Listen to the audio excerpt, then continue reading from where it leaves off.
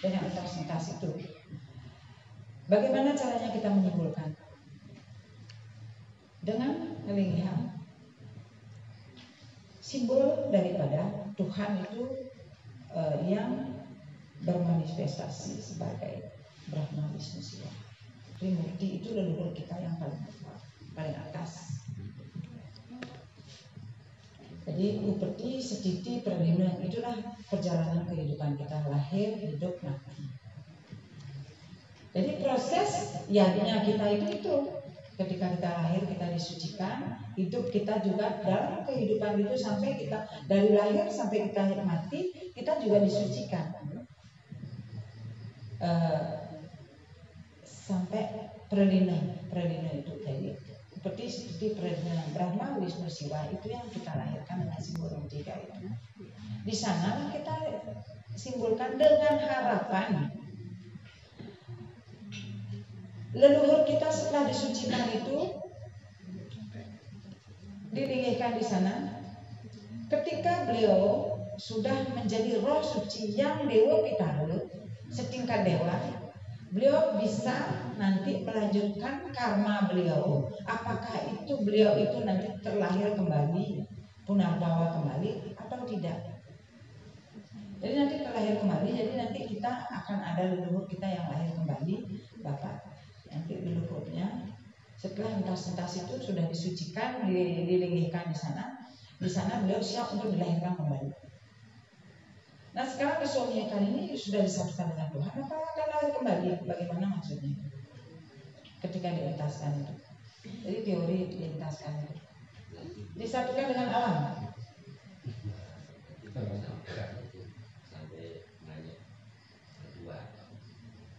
Nah, ketika kita melakukan yajna, salah siapa ini? Salah yang mengikuti yajna juga dan salah yang melakukan yajna, yang memimpin yajna itu. Kenapa Ratu sampaikan begitu? Karena apa? Tidak menjelaskan ke umatnya perjalanan daripada roh leluhur yang disucikan itu. Disampaikan itu perjalanannya, apanya dulu yang disucikan. Setelah itu diapakan beliau. Terus ketika Bapak mengikuti itu, apakah Bapak sudah mengerti apa yang Bapak lakukan yadnya itu? Entas-entas itu kan yadnya. Jadi korban suci. Sekarang siapa yang disalahkan? Salah kita sendiri. Kenapa mengikuti yadnya yang tidak kita ketahui? Jangan mengikuti yadnya yang tidak kita ketahui. Sekarang di sini di desa melingihkan rong 3. Ratu ditur, artinya diminta untuk muput di sini memimpin upacara waspas dan muput biodara. Wajib Ratu menjelaskan rong 3 ini untuk apa? Jadi agar umat besok meyakini saya sembahyang di rong 3 ini untuk apa? Jadi kalau itu tidak diplaspas, tidak disucikan dulu, tidak distanakan Trimurti, tidak distanakan leluhur, jadi sumber kita, sumber kehidupan itu yaitu Trimurti itu. Terus apa yang kita puja di sana? Itu. Jadi besok kita laspas, tujuannya apa? Menstanakan beliau. Nanti berikutnya siapa yang kita puja? Berikutnya apa yang kita lakukan? Kewajiban kita nantinya. Nah sekarang salahkah Bapak melakukan entas? Ya saya disalahkan, ya tergantung sekarang keyakinan Bapak. Apakah Bapak merasa yakin sudah membayar hutang itu?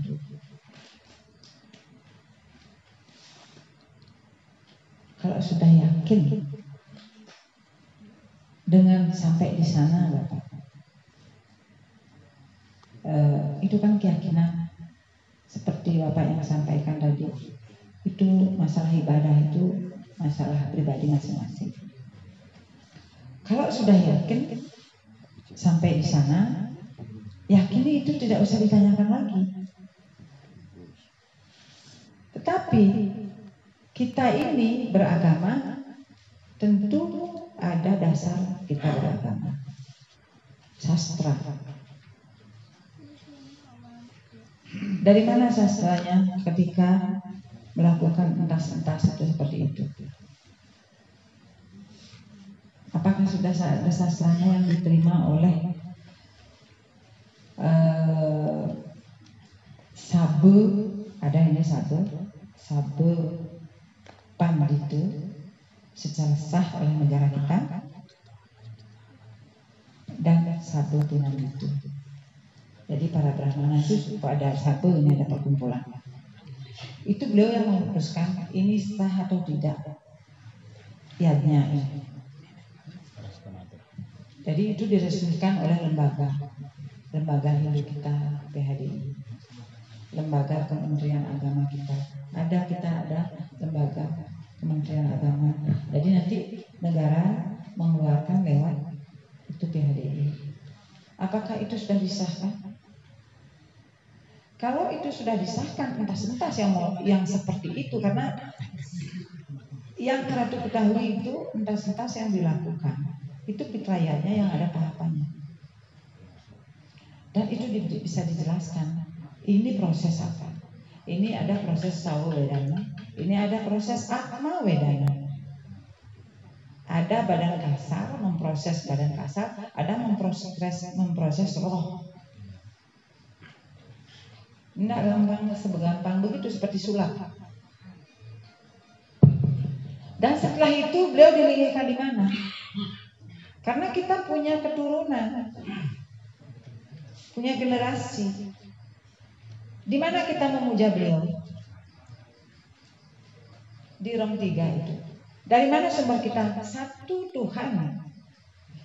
Tuhan sumber kita. Yaitu dari mana? Tuhan itu ada manifestasi beliau itu Trimurti. Di sana beliau dilingihkan. Nanti setelah dilingihkan itu, jadi itu Tuhan dan manifestasi beliau sebagai ini ya, memproses karma kita. Apakah kita akan lahir atau akan menyatu dengan Tuhan nanti? Tergantung dari apa yang kita lakukan pada waktu kita terlahir, pada waktu kehidupan kita. Jadi Mbak Padi, kalau menurut Ratu, jangan melakukan yadnya yang tidak dipahami. Ya, jangan melakukan yadnya yang paham saja belum, apalagi kita akan meyakininya. Ya itu, yang dipahami dulu, baru lakukan. Itu nih. Jadi Ratu tidak bisa bilang ini. Yang pasti, kalau itu disebutkan salah, kalau itu ketika yadnya itu sudah diakui atau tidak di dalam agama kita. Agama kita apa? Sumbernya apa? Kitab suci. Dan kita juga ada peninggalan leluhur itu berupa ajaran-ajaran leluhur. Ada lontar-lontar. Ya, ajaran leluhur kita, peninggalan leluhur kita, termasuk simbol-simbol itu. Punden-punden itu. Punden itulah sekarang dilanjutkan dengan pelinggih-pelinggih ini. Ya. Jadi kita masih perlu simbol untuk memuja beliau, untuk menghubungkan diri kita kepada Tuhan, kepada sumbernya. Jadi Rom 3 itu simbol daripada kita melingihkan leluhur kita yang sudah disucikan di sana. Itu jawabannya. Jadi nanti kalau Bapak sudah meyakini, silahkan, itu sangat pribadi. Jadi kalau belum meyakini itu, nanti suatu saat pasti akan dapat jalan untuk melakukan fitrayatnya yang jadi fitrayatnya itu ada entasnya, jadi ada titik pengentasnya itu. Jadi yang mengentaskan itu ya itu sang Brahmana yang memuja tirtanya itu tirta pengentas. Jadi mungkin di sini entas-entas namanya ya. Jadi yang waktu ketahui itu, jadi proses upacara pitrayatnya itu banyak sekali. Kalau dijelaskan itu dalam satu hari itu nanti detail sekali itu menjelaskan pitrayatnya itu dalam 8 jam pun nanti kelelahan untuk menjelaskan. Ada satsang, ada pertanyaan lagi, menjawab, tanya jawab itu bisa 8 jam belum selesai itu sampai jadi berproses untuk keyakinannya itu ya. Mudah-mudahan nanti semoga Pak mampu nanti mendapatkan jalan terbuka ya pikirannya, apa yang harus diyakini nantinya, bagaimana kita melakukan yagna itu. Ketika sudah meyakini, lakukan. Ketika sudah tahu, seperti tadi aku sampaikan ya, ketika sudah disampaikan apa yang kita persembahkan, apa yang harus kita bawa ke pura. Jadi wajib, kalau dibilang wajib ya, wajib yang tulus ikhlas. Bukan paksaan ya. Jadi tulus ikhlas, yang secara tulus ikhlas, persembahan yang tulus ikhlas kita persembahkan ke pura itu. Setelah kita tahu sekarang malam ini, ketika kita tidak meyakini, silahkan. Jadi kita sudah memberitahu, kalau sudah diyakini, lakukan. Itu. Ini ada lagi pertanyaan. Apakah ini rong 3 desa atau rong 3 keluarga? Ini begini ya. Sekarang Ratu sampaikan dulu. Di dalam ajaran agama kita ada kitab suci, di kitab suci itu ada Wasudewa Kutumbaka. Jadi kita berasal dari satu sumber.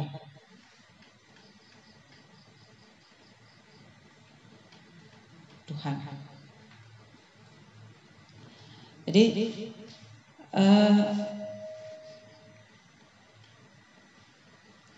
di sini di desa ini dibangun rong 3 desa. Kita bersaudara. Kita bersaudara di sini. Kita satu sumber. Siapa yang dilingihkan di sana? Makanya Ratu sampaikan tadi. Siapa yang dilingihkan? Itu Trimurti itu. Adakah yang merasa tidak dari Trimurti? Adakah yang merasa tidak diciptakan? Adakah yang merasa tidak dihidupkan oleh Tuhan di sini? Kalau tidak dihidupkan oleh Tuhan, berarti sudah mati. Adakah yang tidak dimatikan oleh Tuhan? Kita pasti akan mati semua. Jadi itu sudah pasti, itu upeti stiti perlina. Jadi kita satu sumber ini. Jadi dari Tuhan, beliau bermanifestasi 3 Trimurti ini. Itu. Jadi sekarang dilingihkan di desa ini. Apa kita masih merasa tidak bersaudara? Nah sekarang, kalau orang 3 desa ada. Sekarang mau membuat orang 3 keluarga, boleh. Jadi sehari-hari itu dilakukan. Nanti kalau Selasa, Purnama, Tilang, misalnya kalau mampu ini, kalau mampu di rumahnya membuat rong 3, boleh. Di Bali kan ada rong 3 di tiap rumah. Di sini kan tidak ada kayangan 3. Di Jawa tidak ada kayangan 3, tidak ada pura desa dalam pusah. Pura pusah dalam desa. Pura pusah desa dalam. Jadi tidak ada, artinya upeti stiti perlina itu tidak ada puranya di sini. hanya pura untuk umat saja. Di sanalah bikin sekarang pura Rong Tiga, Pelinggih Rong Tiga. Jadi itu untuk melingihkan leluhur kita. Berarti setelah dientas-entas keluarga kita itu disetanakan di sana, boleh nih. Nanti kalau akan di rumah ada Rong Tiga itu, sekarang kita kan sudah melingihkan ini, sekarang ini. Lingihkan dulu di Rong Tiga di desa. Itu Rong Tiga itu Brahma, Wisnu, Siwa. Lingihkan dulu di sana. Setelah itu tuntun ini, artinya mohon juga kepada leluhur kita ke rumah kita. Kalau udah ada Rong Tiga di rumah, lingihkan juga di sana. Sekarang belum ada itu, kita puja di sini, di pura ini.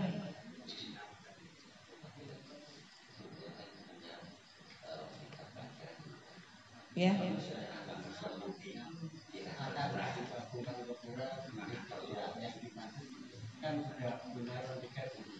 Boleh di rumah itu ada pelangkiran. Pelangkiran apa ada Rong Tiga? Sudah. Rong Tiga sudah ada. Rong Tiga, Bapak dari Bali nih. Apa yang dilingihkan di Rong Tiga itu? Sudah entas-entas. Ya, siapa yang melingihkan? Romo. Ya. Berarti itu sudah ada Rong Tiga. Jadi sudah. Tapi masih belum di luar itu. Oh iya. Nggak apa-apa. Jadi gini ya. Nanti berarti sudah semua dientas. Yang keluarga yang saya ingat kita sudah. Sudah, ya. Jadi nanti tidak perlu lagi. Kalau memang itu sudah diyakini, sudah dilingihkan di sana ya. Terus ini Rong Tiga ini kita sudah ini. Jadi umat yang belum punya Rong Tiga, ini Bapak kalau ini di sini ya puja juga di sini karena beliau Brahma, Wisnu, Siwa. Jadi apakah disatukan? Tidak perlu disatukan. Tidak.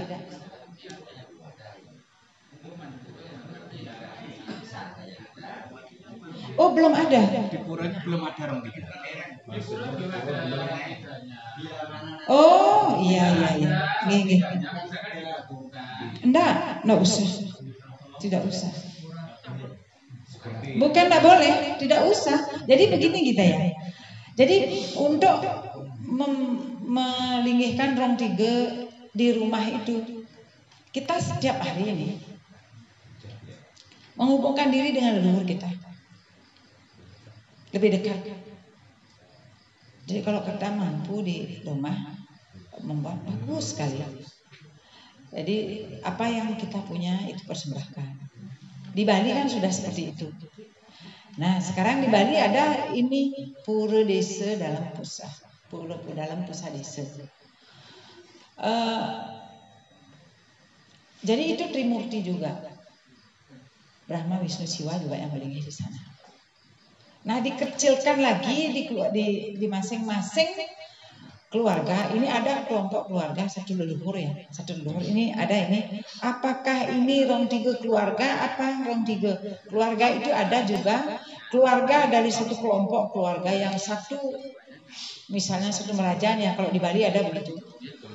Ya satu leluhur. Sebenarnya ketika mengerucut ini kita ambil semua ke leluhur, satu leluhur kita satu sumber Tuhan, maksud Dewa Kutembakam itu. Nah karena ini keterbatasan manusia, jadi yang diketahui di Bali itu ada panti, ada pura panti ya. Itu ketika sudah ada 50 kakak ini membentuk panti, beliau membentuk ini pelinggih lagi, membentuk pura lagi. Jadi ada Rong Tiganya juga, ada kawitannya. Jadi kawitan itu bikin leluhur juga. Jadi Meru ya. Setelah itu dibuat beliau itu untuk pengayatan di Gunung Agung. Pura Sake itu semua diayak di sana, ada pelingi-pelingihnya. Pura Panti itu. Nah setelah itu ke Dadio lagi. Di Dadio ada Dadio itu lebih kecil lagi, misalnya kalau 20 kakak boleh membuat dadi. Nah ketika sudah suami istri ini punya rumah sendiri, wajib membuat kemulan rong 3 di rumahnya masing-masing. Itu di Bali. Ketika di sini di Jawa, jangan dulu memaksakan diri untuk membuat rong 3 di rumah. Cukup untuk bersama dulu. Itu diawali bersama. Di pura di Madi Mandala. Ya. Di Madi Mandala itu sudah dibuat rong 3. Itu di sana ada rong 3-nya. Jadi di satu desa ini nanti melinggihkan Trimurti di sana. Di rong 3 itu. Nanti suatu saat ketika melakukan pitrayanya ini, linggihkan yang sudah disucikan itu di sana, di rong 3 itu. Kalau nanti suatu saat lagi berikutnya masa depannya punya rezeki di rumahnya untuk membuat rong 3, tuntun leluhurnya ke rumah biar lebih dekat lagi setiap hari. Kalau ke pura itu kan tidak setiap hari. Ya, ke pura itu kan setiap Selasa, malam Selasa, purnama dilem. Sudah itu kalau di rumah kan setiap hari kita ada di rumah. Kita lebih dekat. Ini persembahan beliau. Nanti kalau misalnya di sana di desanya dibangun rong 3, apakah disatukan? Tidak usah. Tetapi dari pura kalau sudah dilinggihkan rong 3,